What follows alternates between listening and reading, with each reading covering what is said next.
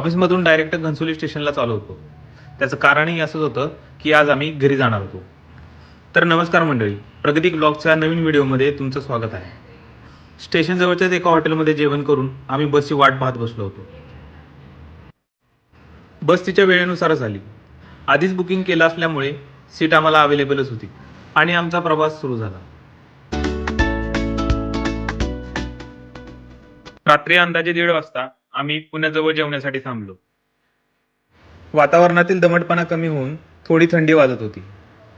दिवसभर दमलो असल्यामुळे छान झोप लागली आणि सकाळी उगवत्या सूर्यासोबतच जाग आली. मी तर खूप दिवसांनी असं उगवता सूर्य पाहत होतो.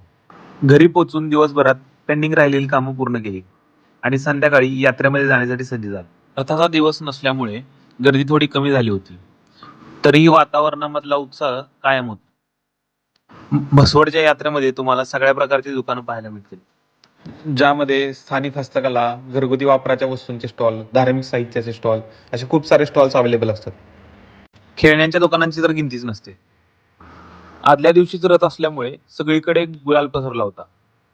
रथाच्या नंतरही 15 दिवस रथ बाहेर ठेवण्यात येतो, जेणेकरून भाविकांना रथाचं दर्शन घेता यावे. आम्ही गुलाल टाकला आणि डोकं टेकून रथाचं दर्शन घेतलं. सिद्धनाथाच्या नावानं चांग भलं. ओळखीचे गावकरी आणि पाहुणे मंडळी यांच्या भेटीगाठी घेतल्या. बाहेर जरी गर्दी दिसत नसली तरी यात्रेमध्ये खूप गर्दी होती. फॅन्सी दागिन्यांचे स्टॉल महिलांची गर्दी स्वतःकडे ओढून घेत होते. लहान मुलं घरातल्यांना खेळण्यासाठी हट्ट करत होते. याच यात्रेच्या निमित्ताने मला माझा वर्गमित्र 10 वर्षांनी भेटला. त्यासोबतच यात्रेमध्ये थंडीच्या कपड्यांची दुकानही होती. त्यानंतर आम्ही आमचा मोर्चा पाळण्यांकडे वळवला, जिथे खूप सारे पाळणे अवेलेबल होते. ड्रॅगन ट्रेन, ब्रेक डान्स असूनही आकाश पाळण्याची क्रेज काही वेगळीच होती. प्रगतीने आवड असल्यामुळे नेमबाजीमध्ये आपला हात आजमावला. फिरून फिरून भूक लागल्याने आम्ही खाण्याच्या स्टॉल्सकडे वळलो. हे आमचे अमोल दादा आहेत, ज्यांची मसाला डोस्यांची गाडी म्हसवडच्या यात्रेमध्ये नक्की असते. यांनी बनवलेल्या डोस्यांची चव म्हणजे एकदम अप्रतिम आणि त्यांच्याकडे सगळ्या प्रकारचे डोसे मिळतात आणि यात्रा एवढी असूनही स्वच्छतेची काळजी ते घेतात. त्यांच्या गाडीचे नाव दावणगिरी डोसा असे आहे.